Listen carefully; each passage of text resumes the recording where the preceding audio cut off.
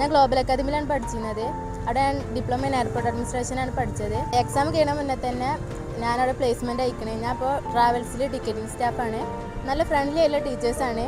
College life അടിച്ച് പൊളിക്കണമെങ്കിൽ ഇങ്ങോട്ട് തന്നെ പോരും. ഞാൻ ഗ്ലോബൽ അക്കാദമിയിലായിരുന്നു പഠിച്ചിരുന്നത്. കോഴ്സ് കംപ്ലീറ്റ് ആയ പാടന്നെ എനിക്ക് ജോബിന് കയറാൻ സാധിച്ചു. അതിന് എന്നെ സഹായിച്ചത് ഗ്ലോബൽ അക്കാദമിയുടെ MD ആയ ഷെഫീഖ് സാർ ആയിരുന്നു. വളരെ ഫ്രണ്ട്ലി ആയ ഒരു ക്യാമ്പസ് ആയിരുന്നു.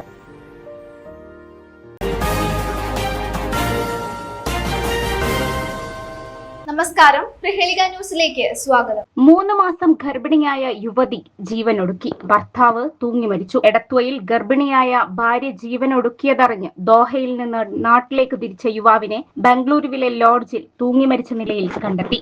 എടത്വ കൊടുക്കുന്ന പുത്തൻ വീട്ടിൽ 30കാരനായ PS സനുക്കുട്ടനെയാണ് ലോഡ്ജിൽ മരിച്ച നിലയിൽ കണ്ടെത്തിയത്. ഇയാളുടെ ഭാര്യ മാവേലിക്കര ഉമ്പർനാട് പഴയതോപ്പിൽ 27കാരിയായ ഗ്രീഷ്മയെ 2 ദിവസം മുൻപാണ് വീട്ടിൽ തൂങ്ങി മരിച്ച നിലയിൽ കണ്ടെത്തിയത്.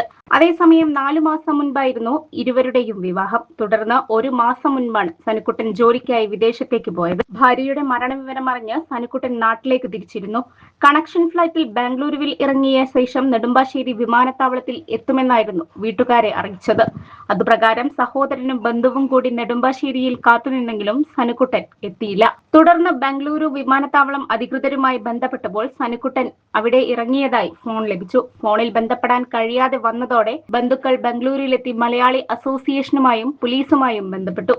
ഇതിനിടെ ലോഡ്ജിൽ മലയാളിയെ മരിച്ച നിലയിൽ കണ്ടെത്തിയിട്ടുണ്ടെന്ന് പോലീസ് അറിയിച്ചതോടെ ബന്ധുക്കളെത്തി മരിച്ചത് സനുക്കുട്ടനാണെന്ന് സ്ഥിരീകരിക്കുകയായിരുന്നു. അതേസമയം മരിക്കുമ്പോൾ 3 മാസം ഗർഭിണിയായിരുന്നു ഹരീഷ്മ. ഗ്രീഷ്മയുടെ സംസ്കാരം മാവേലിക്കരയിൽ നടത്തി. News desk, Prahelika news.